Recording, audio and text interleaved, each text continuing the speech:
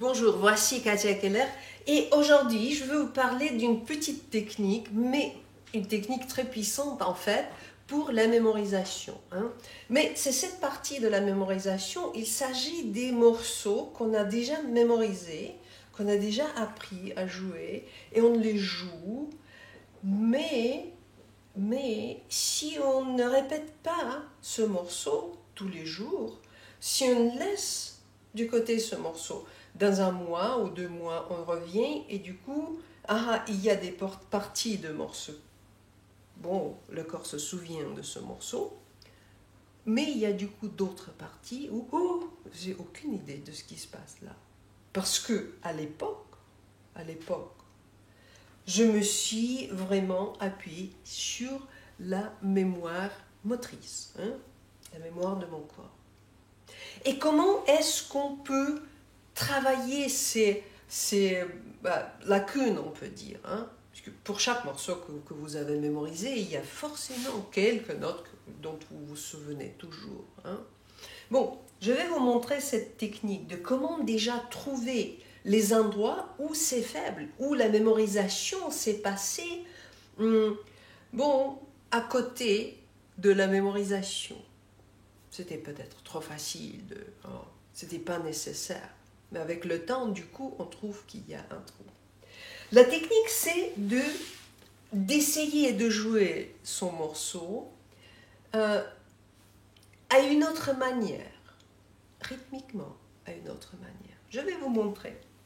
Par exemple, j'ai appris un morceau il y a longtemps. J'ai appris un morceau qui s'appelle Prélude en sol dièse mineur de Jean-Sébastien Bach, de clavecin bien tempéré, deuxième volume. Et c'est un morceau, c'est assez large.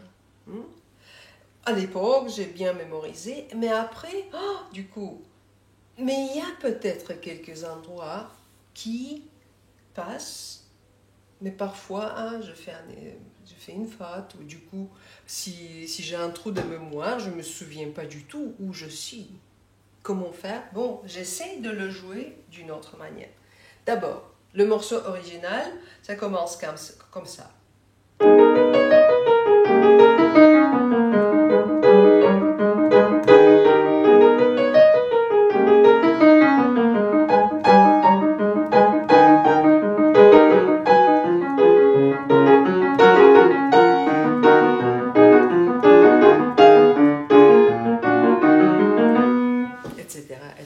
Et ça marche en fait tout le temps, bon, sans arrêt jusqu'à la fin du morceau.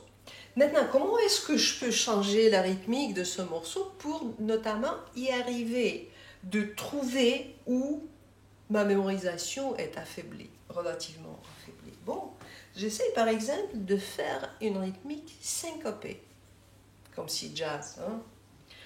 Donc je veux faire, disons ça.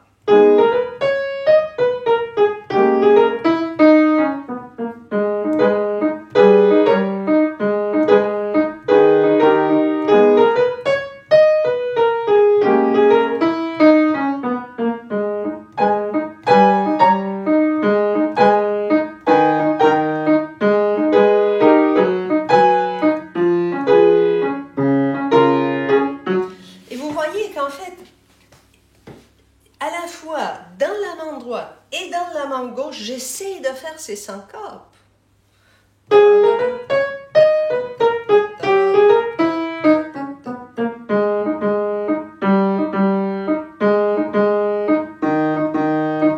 Et quand je joue les deux mains ensemble, en fait, j'arrive pas toujours.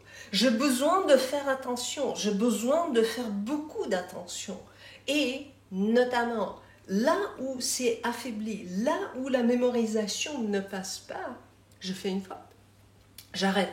J'ai besoin de réexaminer cet endroit. Et voilà, c'est cet endroit qui est faible. Un autre exemple, un autre prélude de Bach, aussi que je connais depuis il y a très longtemps, prélude en do mineur, que tout le monde connaît.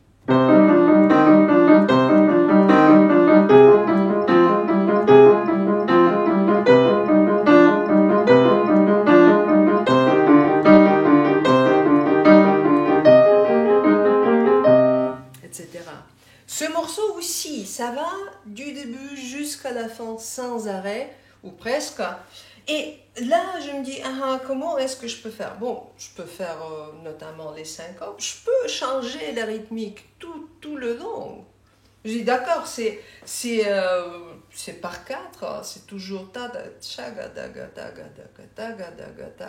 toujours par quatre. Pourquoi pas essayer de le faire 3-2?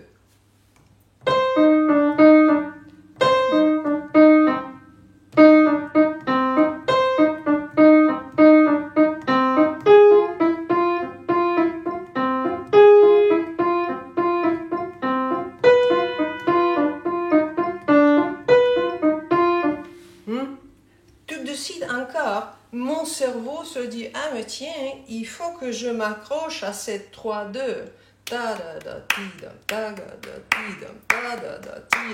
J'ai pas le temps de faire attention à tout ce qui est au niveau motrice.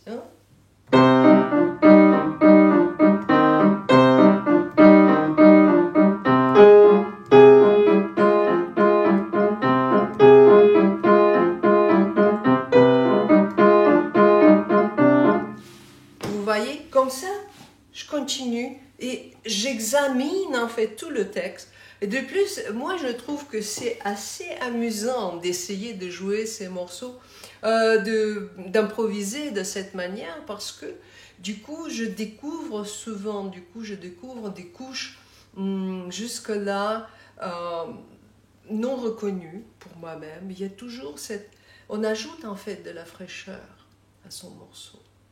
Mais le plus important, c'est ça.